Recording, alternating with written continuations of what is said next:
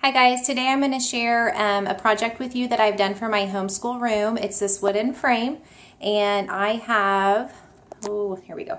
I think it would look neat anywhere, not just in a school room, so I want to pass it on to everybody. And this is a huge map, so I was having no hard time. It would have cost me a fortune to buy a frame for it, but I wanted it to have a little bit nicer finished look, so I accomplished that within about $12 it took me. Okay, so these are the supplies you're going to need, not a lot to it. The first thing is some lightweight trim, and I wanted to show you the different sizes that I got. This is the one that I made the first time, and because it was so big, it got pretty heavy. So the second one I made out of a lot thinner trim, and I like it a lot better. I purchased this from Home Depot, and they do have a cutting station there, so you can pay for only what you need, and then when you bring your wood home, it's ready to go. So I love that. The other thing you're going to need is some strong magnets. I cannot stress that enough. Strong magnets. And this, just to give you an idea of how big these are, that's about the size that you want. You want a nice surface area magnet. I wanted to share with you guys that I did use these, I think they're called neodymium magnets for the first one, but because they're so small, it made it a little bit harder to match up, and you'll see in a minute what I mean by that.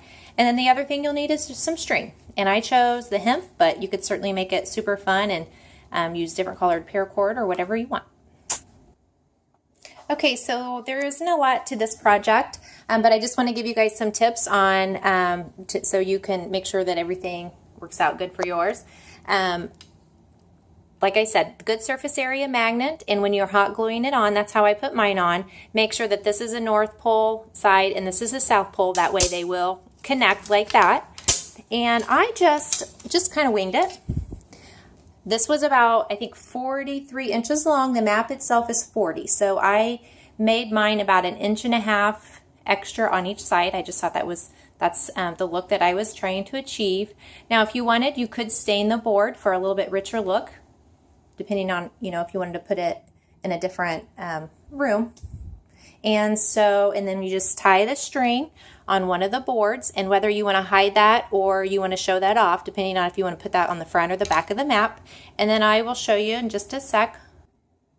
So for a map this big, I would definitely do this on the floor. I think for a smaller poster, you could probably hang it up and just do it on the wall.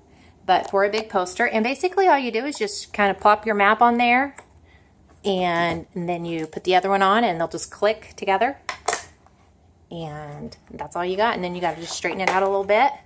And so I want to show you, that's why you want a little bit bigger surface area magnet, because if it doesn't line up perfectly, which actually most of these did, looks like, I did a pretty good job.